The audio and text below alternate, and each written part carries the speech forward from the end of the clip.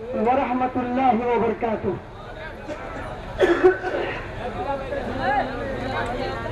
अल्हम्दुलिल्लाहिल्लज़ी वहदह व नसर अब्दह व अंजज़ वअदह व हज़मल अहज़ाब वहदह व उसल्ली व उसल्लिम अला मन ला नबिय्य बअदह। औज़ु बिल्लाहि मिनश शैतानिर रजीम। बिस्मिल्लाहिर रहमानिर रहीम। इन्नल्लाह ला युग़य्यिरु मा बिक़ौमिन हत्ता युग़य्यिरु मा बिअन्फुसिहिम। सदक़ल्लाहुल अज़ीम। राष्ट्रीय उलमा काउंसिल के तमाम जिम्मेदारान, पदाधिकारीगण, लोकमत के सदर, पीस पार्टी सेकुलर के सदर साहब, हमारे बुजुर्ग डॉक्टर बनारसी दास जी जो बहुजन समाजवादी पार्टी के सदर हैं, बुजुर्ग सामीन, नौजवान साथियों और अजीज बच्चों,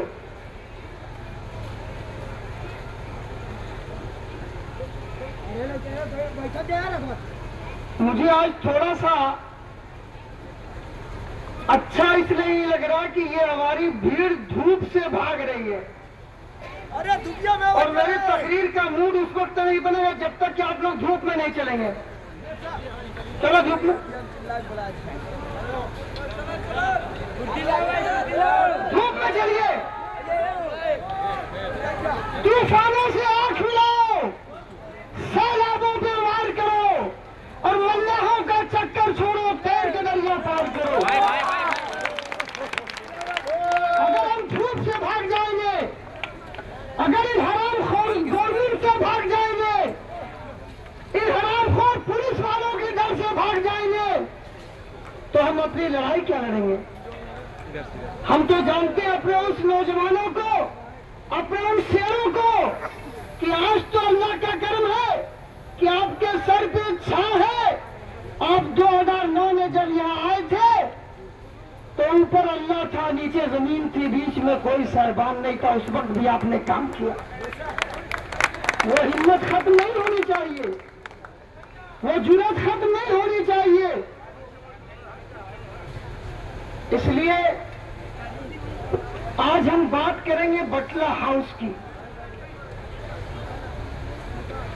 2009 में ऐसी जनता व मतदान पे हमने ये ऐलान किया था दिल्ली पुलिस वालों को कि अगर दिल्ली के पुलिस वालों अगर आज के बाद हमारे बच्चों की तरफ तुमने ताक दिया तो तुम्हारी आंख निकाल लेंगे। जिंदाबाद जिंदाबाद। हमने ये कहा था। 15,000 पुलिस वाले खड़े हुए थे, हम वो डर के मारे आते ही नहीं, आए थे हमें दबाने के लिए। और हमने आपसे याद होगा कहा था खड़े हो जाओ, छोटे बड़े सब खड़े हो गए। हमने कहा बैठ जाओ, आप बैठ गए। हमने कहा दौड़ा के मारो, आपने दौड़ाया, पुलिस भागती रही। यह हुआ था कि नहीं हुआ था? अब इस मुल्क में हम जुल्म सहने के लिए तैयार नहीं है। अगर हमारे बच्चों का इनकाउंटर करोगे तो हम तुम्हारा इनकाउंटर करेंगे। कानून हमें हाथ में देता है। और 2008 के बाद से पुलिस ने इस तरह की हरकत बंद कर दी। वरना मस्जिद में बम फूटा तो मुसलमान, मंदिर में बम फूटा तो मुसलमान। इन हरामखोरों से पूछो कि अरे भाई, अगर मंदिर में शायद हम मुसलमान होके फोड़ दें, मुसलमान तो कभी फोड़ ही नहीं सकता। इस्लाम का मानने वाला किसी चींटी की जान नहीं ले सकता, इंसानों की जान कैसे ले सकता? बटला हाउस का सबसे बड़ा मसला जो है,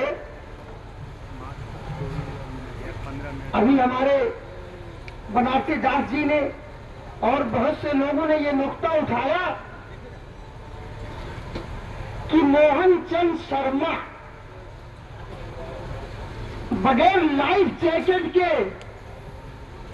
आप आतंकवादियों से मुकाबला करने जा रहे हो और लाइफ जैकेट नहीं पहनते हो, ये इस बात की अलामत है कि वहां पर आतंकवादी नहीं थे। आतंकवादी तो यहां से अंदर जा रहे थे,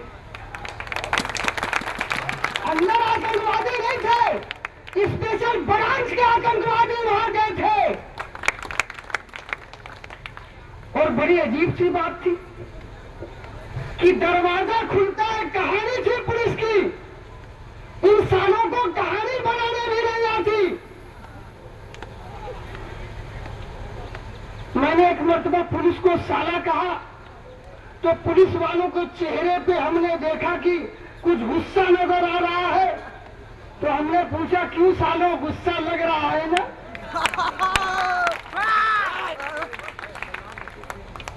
तो कुछ ने उसमें से हाथ ऐसे सर हिलाया।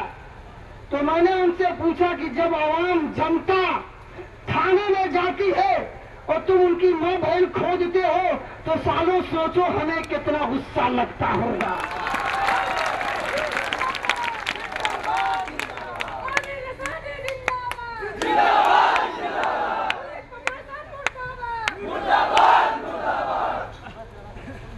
बड़ी अजीब सी बात है। दिल्ली पुलिस जाती है, दरवाजा खटखटाती है, आतंकवादी बाहर निकलते हैं, गोली चलाते हैं। ये कहानी है। तो गोली जब चलाएंगे तो भाई आमने सामने दरवाजा खुले के तो गोली सीने में लगनी चाहिए ना भाई। बनाती साहब बहुत गौर से सुनिए, गोली आगे नहीं लगती, पीछे लगती है। इतने नेक आदमी थे पुलिस वाले दिल्ली के कि हमारे बच्चों ने कहा, आतंकवादियों ने कहा कि मोहन जी अपना पिछोड़ा घुमा लो, हम तुम्हारी फलाने में गोली मारेंगे। और उन्होंने मारा लिया। पोस्टमार्टम रिपोर्ट आ गई। ये मैंने मजाक की बात नहीं कही है। उस आदमी को ऐसा कोई घायल नहीं था। यह फर्जी इनकाउंटर को दुरुस्त करने के लिए पुलिस वालों ने हल्की गोली मारी थी, अक्सर मारते हैं। लेकिन हिंदुस्तान की किसी पुलिस की मां ने ऐसा न्याय नहीं पैदा किया कि किसी एक डाकू से भी डायरेक्ट इनकाउंटर उनका कर सके। आतंकवादी तो बहुत बड़ी बात है।